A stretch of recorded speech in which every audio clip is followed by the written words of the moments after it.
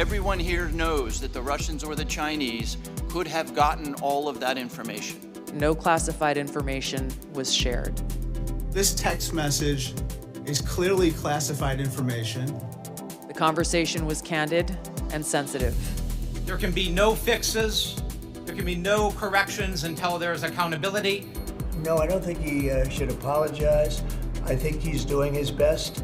I know exactly what I'm doing, exactly what we're directing, and I'm really proud of what we accomplished. Successful missions that night. I think that it's by the awesome grace of God that we are not mourning dead pilots right now. To our viewers watching on PBS in the United States and to all of you around the world, welcome. We begin the day with a reminder of where the classified business usually takes place. You may remember this iconic photo from 2011 when former US President Barak Obama and his national security team were seen watching live updates when al-Qaeda leader Osama bin Laden was killed in Pakistan. The president and his team were inside the White House Situation Room. All communication was restricted to this room for obvious security reasons. Well, no one was on their private phones sending texts about covert plans. We cannot say the same about the new Trump administration. This week, it was revealed that Trump's top defense and intel people messaged each other with details about attacking the Houthi rebels in Yemen. Not only did they use a commercial app, they also apparently had invited a journalist to take part in the chat. The journalist is how we found out about the chat, which has exploded into a scandal reaching all the way to the White House. And yet, despite the content of their chat now being public for all the world to see, Trump's Secretary of Defense, the National Intelligence Head, and the CIA Director, they all insist they discussed nothing that was classified. Well, this did not sit well with some members of Congress today. Take a listen. It says, time now, weather is favorable. Just confirmed with CENTCOM we are a go for mission launch. Then it says at 12:15 Eastern, F-18s launch first strike package. F-18s are military systems, correct? Weapon systems. They are. Okay. 13:45, trigger-based F-18 first strike window starts. Target terrorist is at his known location, so should be on time. Also, strike drones launch, MQ-9s. MQ-9s is a weapon system, correct? They are. Okay. I think applying the executive order as well as the DoD manual to this fact pattern, we clearly have weapon systems that have been identified. That is classified information. Now, the reason why it's important that this information not be disclosed is that we don't want the adversaries to know. The important aspect, I think all of us are very familiar. This is classified information. This is classified information. It's a weapon system as well as sequence of strikes as well as details about the operations. Well, joining me now from Washington is Rachel Rizzo. She's with the Atlantic Council Think Tank's Europe Center in Washington, D.C. Rachel, it's good to see you again. The Atlantic magazine has released more of the chat. Yesterday, senior Trump officials claimed they did not discuss classified information based on what we are seeing in these new excerpts. Can we say that these people were lying to Congress? Yeah, I mean, it's hard to imagine that the information included in this group chat wouldn't be classified. This chat included timing of attacks, targets, weapons used.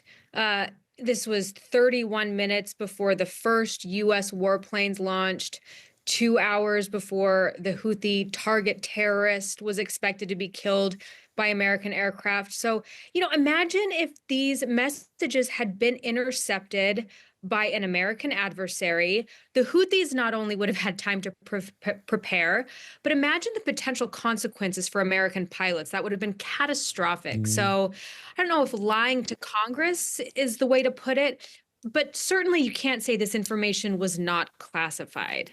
Well, let me do a thought exercise with you. If we were to take this chat that has been published today and the actors were to be changed, if the actors were Russian or Chinese, and the United States intercepted the chat, would it automatically be deemed classified information?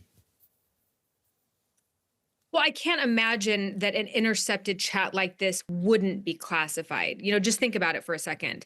Military operations are planned in secret for a reason, so that neither the targets, nor foreign governments, nor members of the media are aware of them ahead of time. This secrecy is what keeps military personnel safe. It's also what allows them to carry out their objectives. But beyond this, the planning is also supposed to be documented, as a lot of federal action is. And this is supposed to comply with record requirements. Signal doesn't really count. Yeah, exactly. And yet you have these top U.S. intel bosses claiming that nothing in the chat was classified. So where is then the bar when it comes to classified information? I suppose it's classified if you don't want the Russians, the Chinese, or the Houthis seeing it, right? I mean, is that the thinking?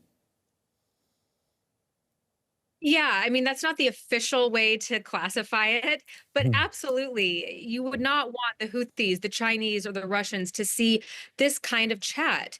There's different levels of classification in the US government. Confidential, this is the lowest level. It indicates that unauthorized disclosure could cause damage. There's the secret level that says unauthorized disclosure could cause serious damage. And then there's top secret, which is the highest level, and it says unauthorized disclosure could cause exceptionally grave damage to national security. I'm not sure where in the lines of these this would have been classified. I think it would certainly have been higher than confidential. But yeah, you don't want the Russians or the Chinese to get a hold of this information. It could have been pretty catastrophic for both the mission and the American military personnel in the mission. We heard CIA Director John Ratcliffe say today that the focus should be on a successful attack against the Houthi rebels, not on the chat about the attack on Signal. What do you say to that?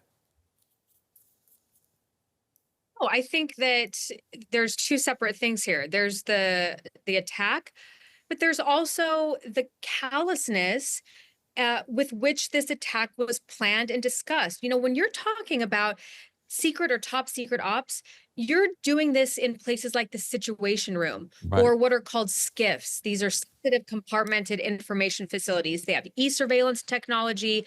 People can't take their phones. There's measures that have been put in place to protect American interests and keep Americans safe. So by all means, let's talk about the successful attacks, but let's also talk about the fact that there was absolutely zero operational security here. And let's also talk about the fact that if this had happened in the Biden administration, the Republicans, especially the MAGA Republicans, would have been going absolutely nuts, like they've been going nuts for years over Hillary Clinton's emails. Yeah, we mentioned that at the top of the program. In this Signal chat, there's also an exchange between Hegseth and Vice President JD Vance. Vance says that he hates to see the U.S. bail out the Europeans again, and that once the Americans have secured the Strait of Hormuz for container ships, for trade, Europe must be sent the bill. I guess there can't be any illusions now in Europe or on your side of the Atlantic about what the Trump administration thinks about Europe.